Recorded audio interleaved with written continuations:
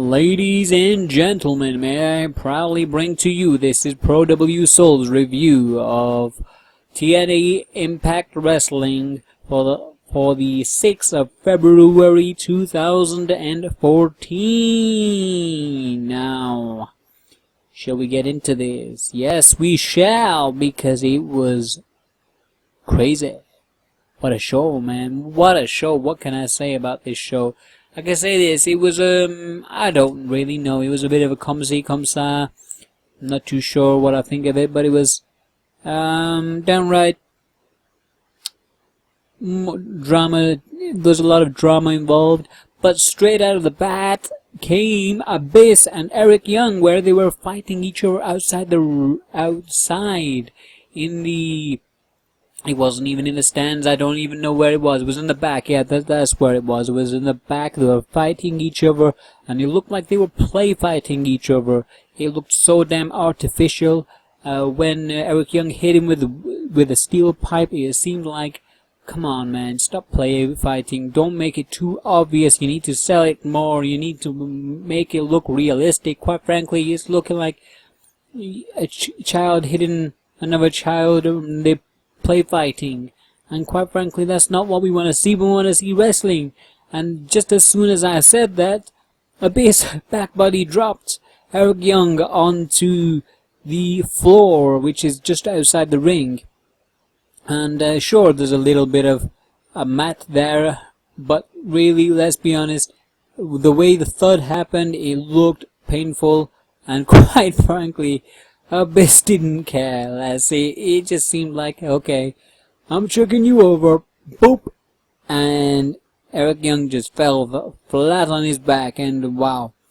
Soon as that happened, it was just like one big giant fireworks started happening after that. Straight out of nowhere, Eric Young had the chair in his hand when he was on the floor, lying in the middle of a ring, and Abyss went to big splash him with his bum on top of his face, and what happened?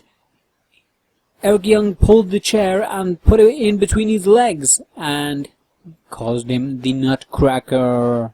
That's right, which hurt him completely, obviously.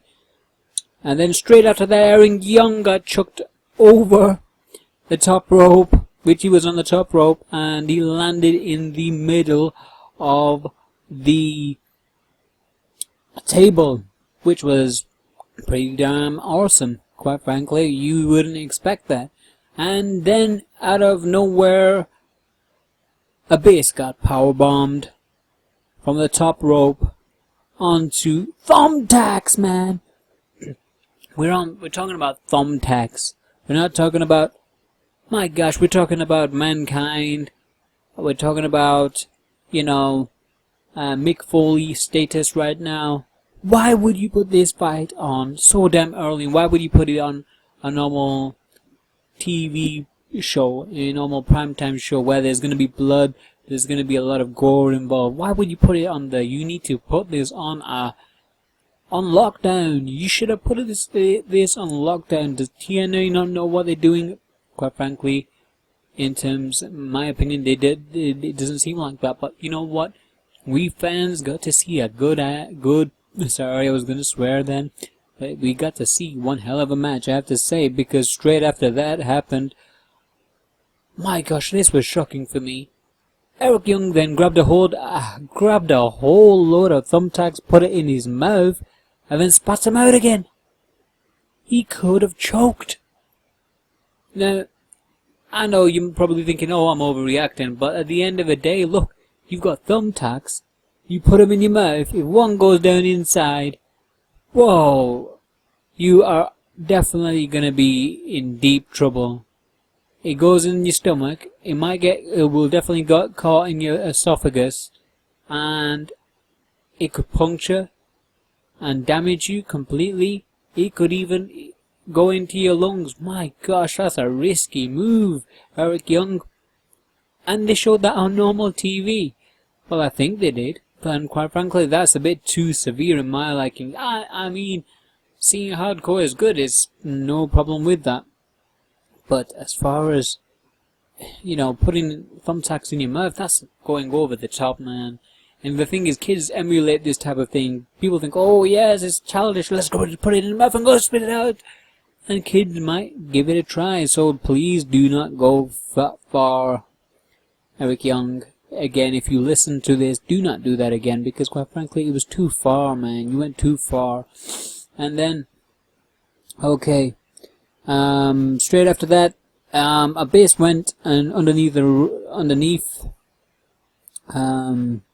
ring, and then he got his stick or baseball bat, which had spikes coming out of it, and which he calls Jasmine or whatever the name of the actual stick is, and he was about to hit Eric Young, and then Eric Young unmasked a bass, and then out of nowhere a bass did the fall away slam, which the Big Boss Man used to do, and pinned Eric Young 1, 2, 3, and it was over.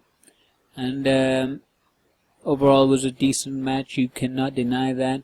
But at the end of a match, Bass looked in a little bit of a broken mirror and started looking at himself, because he was unmasked and thinking, "Am I really a Bass? Ooh, am I really? Ooh, my gosh, are we in 1990s now? Do they not realize that people know that this is not real? Come on, man. Seriously, get a grip." Okay, some people would have bought it, some real kids out there, but let's be honest, who would let their kids watch such a bloody mess? And quite frankly, it was too violent in terms of that respect, but quite frankly, for guys like us, it was decent, man. It was a decent match. And but the whole thing, I guess you gotta give him for creativity, where creativity is due, for a Bass to pretend like, "Oh, am I a Bass? Am I the monster?" But come on, this is the reason why we cannot put him on a higher position in terms of him becoming the world champion and whatever. But anyway, it was a decent match to watch, but I think that shouldn't have been on the first match of the show, but whatever, man. It was good to see.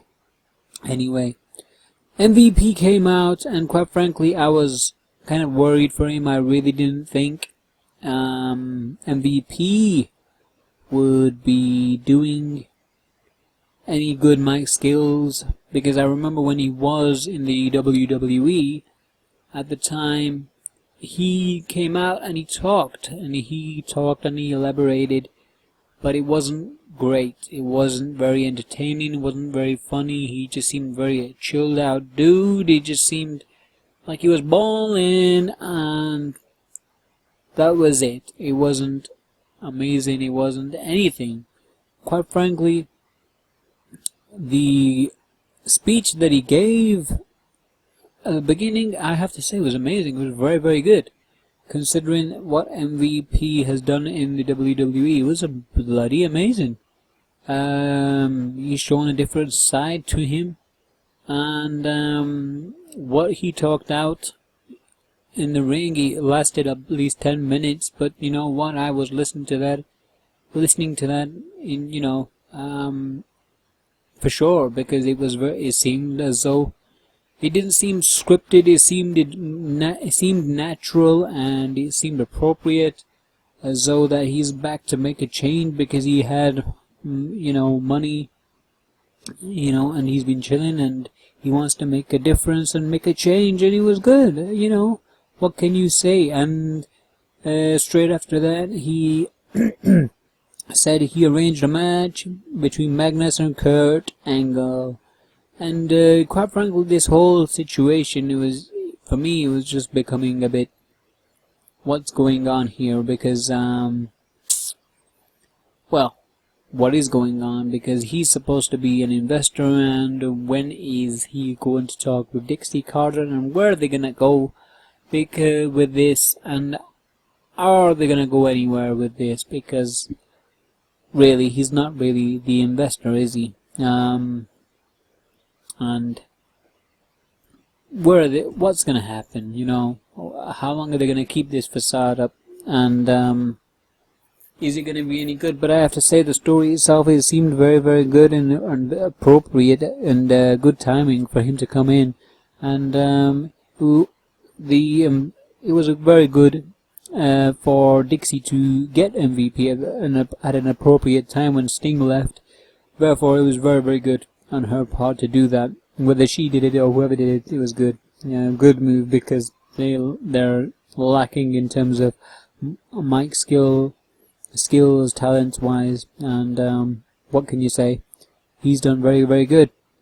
Okay, Curry Man came out, and I don't know whether anybody who finds this kind of like offensive or disrespectful to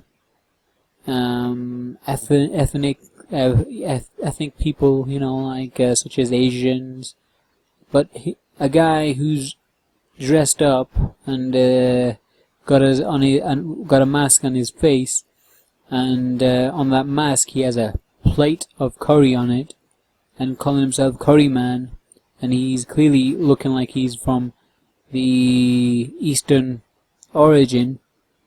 He seems very what's the word I'm looking for?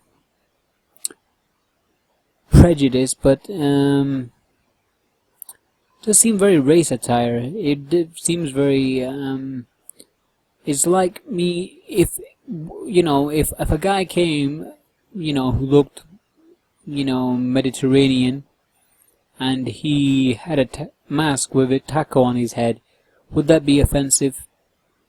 Would that be offensive? Really?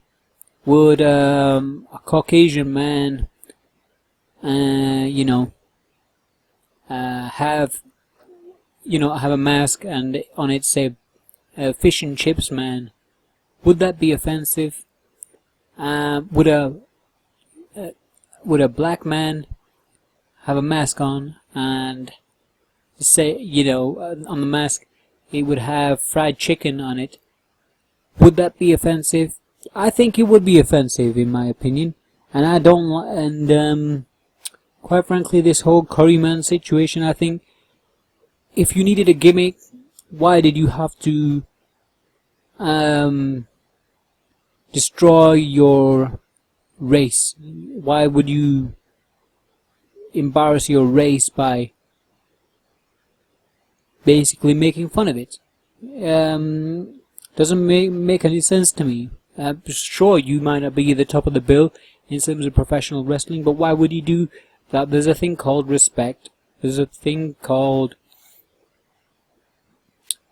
there's a thing where you got to draw the line, and quite frankly, I think you kind of went past the line, in my opinion, Curryman. And if you listen to this, I'm saying it like it is. I think it seemed very, very offensive. But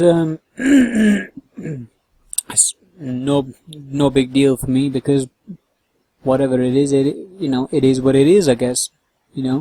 And Bully Ray came out and basically pile drived him and put him in the coffin, and he's still in the mafia mode, as though he's going to be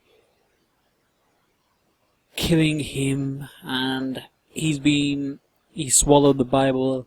And sorry, no offense to people who read the Bible out there, but he seems as though he's very chastising and using a lot of rest your soul type of thing, etc. And he put Curryman inside the coffin and walked off. And quite frankly, with the thing with Bully Ray is it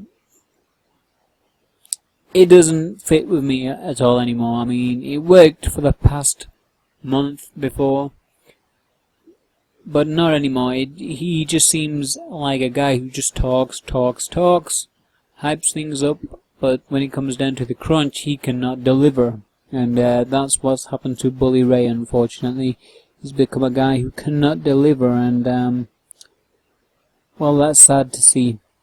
Hopefully he will put Ken Anderson in the coffin in lockdown and lock that damn coffin down. That will be good to see. Good to see some adversity in terms of Ken Anderson's department. And then we have Austin Aries. Now Austin Aries came out with his title and then started saying that to be the man, I believe, no, he never said that, to be the man, sorry. He said that, I believe that it's the man who makes a title, not the title that makes a man. And quite frankly, I've proven it, and I'm gonna be cashing in my TNA X Division Championship for the World Heavyweight Championship. And then suddenly out of nowhere, Bromance came out. And then Zema Iron cashed in his briefcase for a title opportunity, and whoa, it was just like the Money in the Bank. That's the way it was, and it was exciting, I have to say. Only thing was, it should have lasted a little bit longer. The match could have lasted little bit longer. However, I guess it didn't. But you know what? It did cause a little bit of anticipation in the air, and we were all like, "What was going on?" And Austin Aries won that match regardless, and that was good. It was good to see Austin Aries defend his X Division Championship, and quite frankly, the X Division, they don't get enough credit for where it is due, really. No matter what you do, the smaller guys, for some bizarre reason, even I cannot understand this myself, even the smaller guys always seem as though that, you know, they're not as good as the bigger guys. It's just maybe a stereotype as such, but it's just the way it is, isn't it, with professional wrestling? Now, Magnus, the pompous person, it's good to see him. He's pompous as usual, and he was talking to Bobby Roode in the back, telling him, you just gotta do your tasks, and you just gotta do what you gotta do. And I have to say, Magnus, he's a perfect bad guy. He is very, very good in terms of his mic skills. I think TNA shouldn't get rid of him at all. I think they should keep him as it is and make him remain the champion for at least another 4 or 5 months. He could be that annoying guy when CM Punk was pretending that he was the best in the world, and he kept the title 434 days or whatever it was, and he kept on shouting out about it. And I think Magnus needs to do the same thing. I think he needs to every week go, I am the champion, and I've been a champion for at least 100 and whatever days, etc. And that will be good to see. And he's already annoying, and the thing is, he could work it so much better, and I think he will continue to do that. I really do. And but apparently Magnus and Kurt Angle fought, and this match was pretty damn awful because it only lasted like not long. I didn't even know the amount of time, but suddenly EC3 came out and started beating Angle's leg, and then he did some sort of the heel hook, where he went to the right side, and it wasn't to do with the heel, it was more of a knee bar, I think, and attempting to destroy his knee, and well, Angle lost the match. Well, he won the match by disqualification. However, the match just didn't last. It only lasted probably about 2-3 minutes at the most, and it was pointless because MVP booked it, and it was ridiculous. Now, Bobby Roode was facing Samoa Joe for the opportunity to fight Magnus for the World Championship at Lockdown. So Bobby Roode was facing Samoa Joe, and they were both fighting each other, and the only thing I could think of is, my gosh, Samoa Joe just keeps on kicking and hurting guys and being too physical with guys, and he hurts him. He hurts him hard, and then he did the again, which I hate very, very much. So what Samoa Joe does in terms of his kicking the guy's face when he's in the turnbuckle, and he rubs it in, mauls it, and he goes very, very harsh in terms of for who or what he is supposed to be, and in my opinion, I don't like it. Samoa Joe needs, but at the end of the day, he sells tickets, so you gotta keep him where you are, and but regardless, he's too physical, and I think Bobby Roode should go more physical. Should have gone more physical on him. It would have been nice to see. He should have basically punched him in the face with a full fist right on the damn chin. And then we would see what Samoa Joe would do, because quite frankly, it seems like Samoa Joe wants to be an MMA fighter. He's got the mohawk of Chuck Liddell, and well, the physique. I'm not gonna make a fun of anybody right now. I'm not.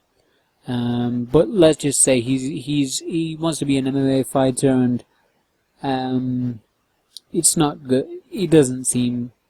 He's too harsh on the guys. He overworks them, and he does that big belly flop thing, which he lands on his back onto the wrestlers. But he didn't catch Bobby Roode with that, which was good. But then Samoa Joe won the match, which is fair play. He won the match, and now he is the #1 contender for the World Championship. Ooh, which will be interesting, I guess. Whatever. Now, MVP and Dixie were in the final segment. Now, they earlier talked in the back, but quite frankly, Dixie was just doing all the talking, and she was saying, I've been doing this for 11 years. If you want to stay with me, you want to move on, and it would be good, and all that stuff. And MVP reacted the way he should have, which was basically take no notice and then walk off. And then now he was in the middle of the ring. Now Dixie kept on talking and talking about herself, and then finally MVP said, look, can I have the mic? I'm going to talk, and I'm going to talk. And he talked, and he said, look, I'm here to do my job, and I'm not going to be a silent partner and let you run the damn show. I'm going to be a guy who's going to be more influential than you ever have been, and I'm going to do great stuff. And he was like, yeah, and even I was like, yeah, man, it's about bloody time. TNA's, this whole rubbish about TNA is, you know, the brand is expanding, it's becoming more and more better. No, it isn't. There's no competition for TNA wrestling. TNA wrestling is basically WCW wrestling.